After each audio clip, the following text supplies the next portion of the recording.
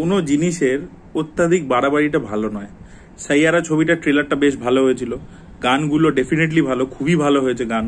মানে এখন বলিউডের যা গানের স্ট্যান্ডার্ড হয়েছে, যা রিমেক করা ইত্যাদি এসব যেসব শুরু হয়েছে, সেই তুলনায় অনেক ভালো গান এই অ্যালবামে রয়েছে, সবই ভালো। নতুন ছেলে মেয়েগুলোকে প্রমিসিং লাগছে, কিন্তু এবার ওয়াইআরএফ যেটা করছে এটা বাড়াবাড়ি। ঠিক আছে, এই যে ওপেনিং দেখাতে হবে, হাইপ জেনারেট করতে হবে বলে কি করছে, কর্পোরেট বুকিং করছে। আমি দুদিন আগে অব্দি ভিডিওতে বলছিলাম, যেরকম রিপোর্ট পাচ্ছিলাম যে ন্যাশনাল প্লেক্সে এত টিকিট বিক্রি হয়েছে, এরকম একটা ট্রেড ফিগার বলছে যে প্রথমে 8 কোটি ওপেনিং হতে পারে, তারপরে সেটা বেড়ে বেড়ে হলো 12 কোটি টাকা। বাট এখন যেটা হচ্ছে সেটা অত্যাধিক বাড়াবাড়ি হচ্ছে এবং পুরো জিনিসটা চোখের সামনে পরিষ্কারভাবে বোঝা যাচ্ছে যে ভাই কর্পোরেট বুকিং করা হচ্ছে।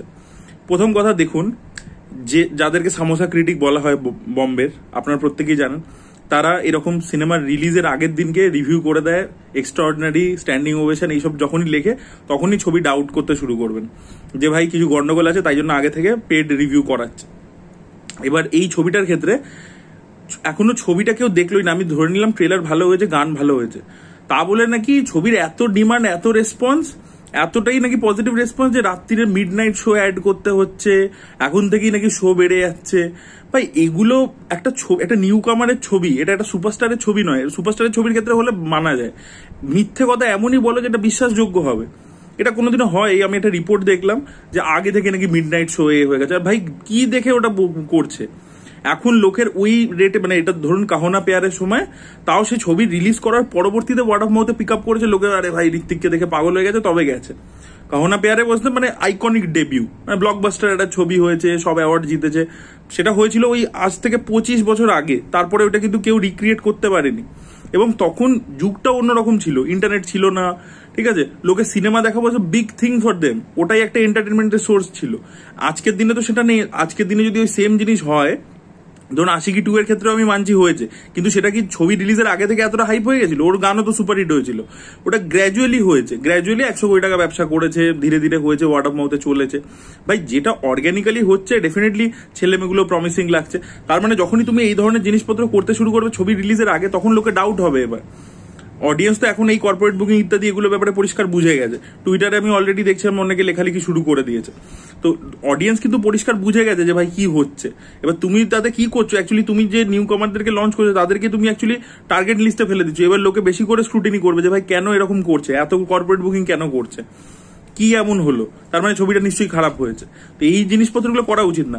আমি এই টিকিট কাটবো বলে বুক মাই শো খুলেছিলাম, শোজ দেখছিলাম, মারাত্মক শোজ পেয়েছে। ওয়াইআরএফ এর ডিস্ট্রিবিউশন স্বাভাবিক ব্যাপার, প্রচুর শোজ পাবেই পাবে, সেটা ঠিক আছে।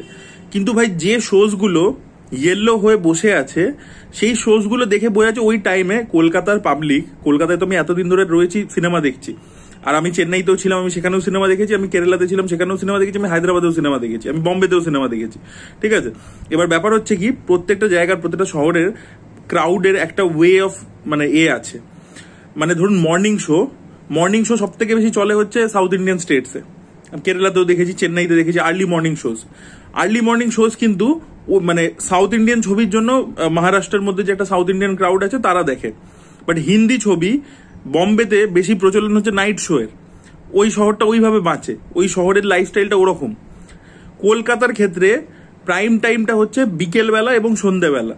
আপনার যদি ধরুন গানের বেসিসে বা ট্রেলারের বেসিসে লোকে যদি হিউজ ভাবে যায়ও, হিউজ নাম্বারসে, সেটা দুপুরে একটা শোতে যাবে। শুক্রবার কালকে ওয়ার্কিং ডে আছে, কালকে কোনো ছুটি নেই, কিছু নেই, দুপুর একটা সময় এটা কি জওয়ান হচ্ছে না পাঠান হচ্ছে? অলরেডি শাহরুখ খানের এস্টাবলিশ স্টার 30 বছর ধরে, সেটা তো নয় ব্যাপারটা। নিউ কামারদের ক্ষেত্রে এরকম শো টাইমিং এ আর সব ভর্তি হয়ে গেছে। আগে রিক্লাইনার 460 টাকার টিকিট, 600 টাকার টিকিট প্রাইস, ব্লকবাস্টার প্রাইসিং রেখেছে, আর সেগুলো সব ভর্তি হয়ে গেছে। এরকম ভাবে হয়? লোকের কাছে এত টাকা আসছে কোথা থেকে? অন্য বড় এস্টাবলিশ স্টারের হিন্দি ছবি দেখতে যাচ্ছে না, এরকম একটা নতুন ছবিটা যদি বেরোয়, ওয়ার্ড অফ মাউথ স্ট্রং হয়, তাহলে ডেফিনেটলি লোকে ধীরে ধীরে যাবে। কিন্তু আপনার কি মনে হয় এই ট্রেলারটা ওরকম লেভেলে পেনিট্রেশন ঘটিয়েছে যে মানে সবাই প্রথম দিনকে একদম ফার্স্ট ডে ফার্স্ট শো দেখতে চলে যাচ্ছে? এটা তো মিথ্যে কথা প্রচার করা হচ্ছে। আপনারা নিজেরা বুক মাই শো খুলুন, পরিষ্কার আপনারা বুঝে যাবেন যে কোনটা কর্পোরেট বুকিং করছে, পরিষ্কার ক্লিয়ার হয়ে যাবে। তো ভাই এইগুলো কেন করছো? এগুলো কি দরকার আছে? উল্টে ওই মানে দুটো ছেলে মেয়ের ওপর প্রেশার ক্রিয়েট করা আননেসেসারি।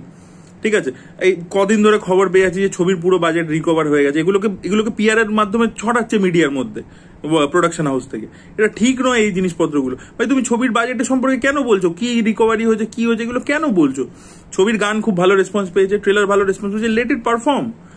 কেন আগে থেকে এই ধরনের জিনিসপত্র স্প্রেড করা, এই ধরনের যে বিশাল হাইপ আছে ছবিটার, অলরেডি এক্সিস্টিং বিশাল হাইপ আছে, এটাকে মানে ফেক ক্রিয়েট করে লোককে বোঝানো, মিথ্যে কথা বলা, আমি বুঝতে পারি না, এগুলো কোনো মানে হয় না।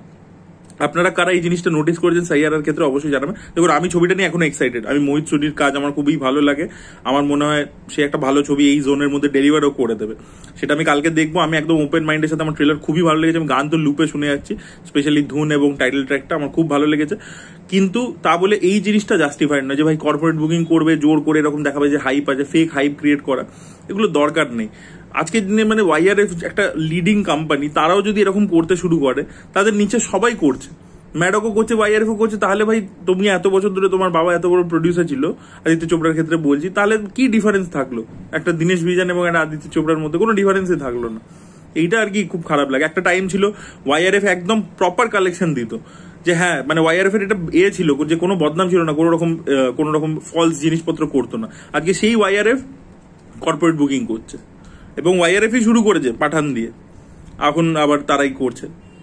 খুব খারাপ লাগে জিনিসপত্রগুলো দেখে। তো এটাই বলা ছিল, আপনাদের মতামত অবশ্যই কমেন্টে জানাবেন। Thank you so much.